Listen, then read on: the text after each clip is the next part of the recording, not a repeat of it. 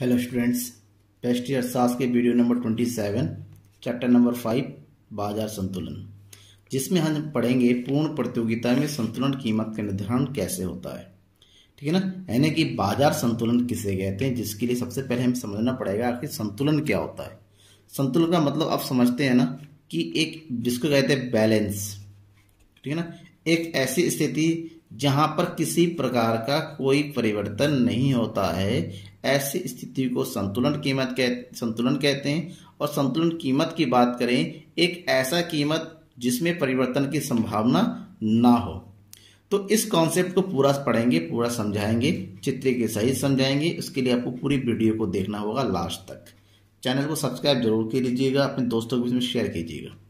संतुलन कीमत के अगर वास्तव में उसके अर्थ को समझें तो संतुलित कीमत वह कीमत है जो मांग और पूर्ति की शक्तियों द्वारा उस बिंदु पर निर्धारित होती हैं जहां वस्तु की मांग और वस्तु की पूर्ति आपस में बराबर होती है।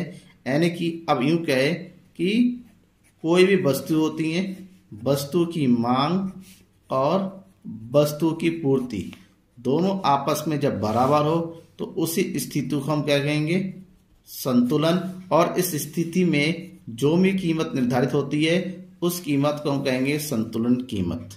ठीक है ना, तो संतुलन कीमत का निर्धारण किस प्रकार से होता है? पूर्ण प्रतियोगिता बाजार में। इसी बात की हम चर्चा करेंगे। ठीक है ना, पूर्ण प्रतियोगिता बाजार में संतुलन का निर्धारण करने के अलग अलग से कॉन्सेप्ट आए हैं, अलग अलग शास्त्रियों ने अलग अलग तरीके से बात किया है। अगर संतुलन कीमत के निर्धारण की अगर बात करें तो इसके लिए सबसे अच्छा जो बात कहा था प्रोफेसर मार्शल ने।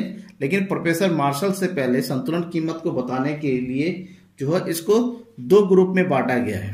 ठीक है ना, एक है मांग पक्ष के आधार पर, दूसरा है पूर्ति पक्ष के आधार पर। अगर मांग पक्ष और पूर्ति पक्ष के आधार पर देखें, सबसे पहले अगर हम बात करते हैं कि मांग पक्ष के आधार पर हम देखें तो यहां पर इसको देने वाले थे प्रोफेसर जेवंस प्रतिपक्ष। ठीक है ना, इनको जो है प्रतिपादक कहते हैं। मांग इनके आधार पर जो वस्तु की जो कीमत का निर्धारण होता है वास्तव में किसके आधार पर होता है? वस्तु की मांग के आधार पर। यानी कि यहां पर वस्तु की कीमत का निर्धारण किसके आधार पर किया जाता है? उन्होंने कहा था उपयोगिता की। कोई वस्तु जितनी उपयोगिता होती है उसी हिसाब से उसकी वस्तु का निर्धारण होता है। जबकि पूर्ति पक्ष को देने वाले थे प्रोफेसर रिकार्डो ने मांग पक्ष को ध्यान में नहीं रखा। इन्होंने की वस्तु की पूर्ति के आधार पर वस्तु की कीमत का निर्धारण होता है। यानी कि वस्तु की कीमत के निर्धारण में उत्पादक का महत्वपूर्ण रोल होता है, उत्पादक के द्वारा होता है। ठीक है ना, तो इन्होंने पूर्ति पक्ष को ध्यान में नहीं रखा और इन्होंने जो है मांग पक्ष को ध्यान में नहीं रखा। जबकि उसके बाद आए साहब हमारे प्रोफेसर मार्शल साहब। प्रोफेसर मार्शल साहब ने दोनों के जो विचार थे उन्होंने क्या किया, उनको ऐड कर दिया, जोड़ दिया। प्रोफेसर मार्शल के अनुसार कि संतुलन बिंदु का निर्धारण उस जगह पर होता है जहां पर वस्तु की पूर्ति और वस्तु की मांग आपस में क्या होती हैं, बराबर होती हैं। यही प्रोफेसर मार्शल का कॉन्सेप्ट था। प्रोफेसर मार्शल के कॉन्सेप्ट के अनुसार वस्तु की कीमत के निर्धारण के लिए पूर्ति पक्ष का भी होना अनिवार्य है और मांग पक्ष का होना भी अनिवार्य है। मांग पक्ष वाले मांगेंगे तभी ये बेच सकते हैं और ये बेचेंगे तभी ये खरीदेंगे। ऐसे में दोनों पक्ष जहां पर बराबर होगा, जिस बिंदु पर बराबर होता है उसी बिंदु पर संतुलन कीमत का निर्धारण होता है। कैसे? एग्जाम्पल, कोई भी वस्तु लेते हैं, किसी वस्तु की हम कीमत को लेंगे, उस वस्तु की पूर्ति को लेते हैं और उस वस्तु की मांग को लेते हैं। मान लीजिए वस्तु की कीमत है 10, 8, 6, 4 और 2। आपको पता है वस्तु की कीमत घटेगी तो पूर्ति भी घटेगी। तो 10 वस्तु होने पर पूर्ति होती है 100, 80, 60, 40, 20। अब वस्तु की कीमत घटती है तो मांग बढ़ती है, यानी कि 20, 40, 60, 80, 100। अब इस तालिका से आपने क्या समझा? इस तालिका में एक चीज ध्यान देने योग्य बात है कि वस्तु की कीमत जब 6 है तो वस्तु की पूर्ति और वस्तु की मांग दोनों आपस में क्या है, बराबर है। यानी कि यहाँ पर डी और एस दोनों आपस में क्या इक्वल है, जबकि यहाँ पर आपका पूर्ति ज़्यादा है, यानी कि S is greater than D, और यहाँ पर आपका पूर्ति कम है।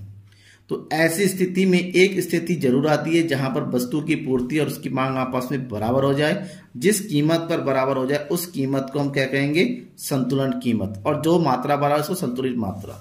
इसको अगर हम ग्राफ के रूप में शो करते हैं तो इस तरह से शो कर सकते हैं। यहां पर लेंगे हम कीमत को 2, 4, 6, 8, 10, ठीक है ना, ये क्या हो गया कीमत। यहां लेते हैं मात्रा को 20, 40, 60, 80 और 100, ये हो गया मात्रा।